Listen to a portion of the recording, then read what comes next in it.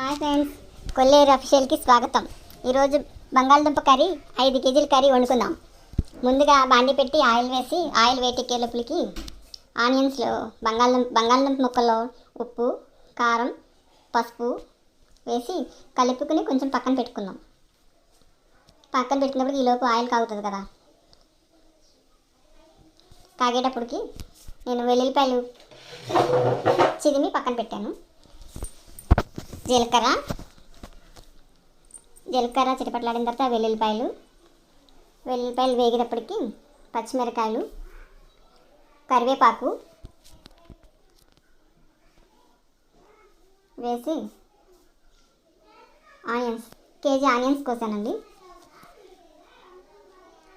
పచ్చిమిర్చి అవి బాగా బ్రౌనిష్ వచ్చిన దాకా వేపుకున్నాం. అవి వేపేటప్పటికి టమాటా ముక్కలు కోసి పక్కన పెట్టుకున్నాను. టమాటాలు కూడా వేసి కేజీ టమాటాలు వేసానండి. ఆ టమాటాలు కూడా బాగా మగ్గాలి. ఆయిల్లో బాగా మగ్గిన తర్వాత బాగా అది ఈరోజు టమాటాలు గట్టిగా ఉంటాయి కదా, మెత్తపడేంత వరకు వేపుకున్నాం. కొత్తిమీర కొంచెం వేస్తున్నాను. అవి కూడా బాగా ఆయిల్ అంతా వదిలేయాలి వేపేటప్పుడు. అది అల్లం వెల్లుల్లి పేస్ట్,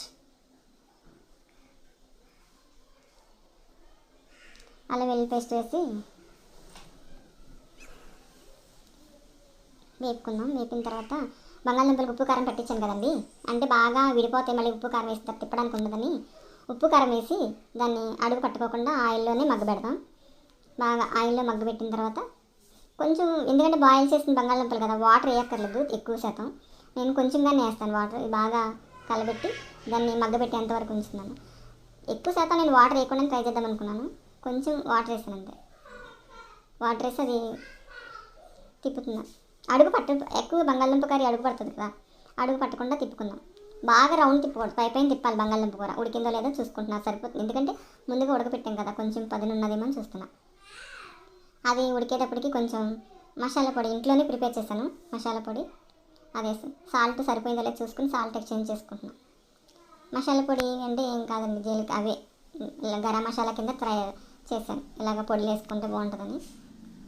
అంటే అన్నింటిలో వేయటానికి బాగోదండి నీస్లో, ఇదంతా వెజిటేబుల్ కదా, అందుకని ముందు అల్లం వెల్లి పేస్ట్ వేసాను. ఇప్పుడేమో గరం మసాలా వేస్తున్నాను. గరం మసాలా అంటే తెలిసిందే కదా అందరికీ. కొంచెం కస్తూరి మేతి వేస్తున్నా, కొత్తిమీర వేసి దాన్ని కొంచెం అలా కొంచెం పైపైన తిప్పండి. నేను ఫాస్ట్గా తిప్పుతున్నాను అనుకుంటున్నారేం కాదు. తిప్పిన తర్వాత అయిపోయింది.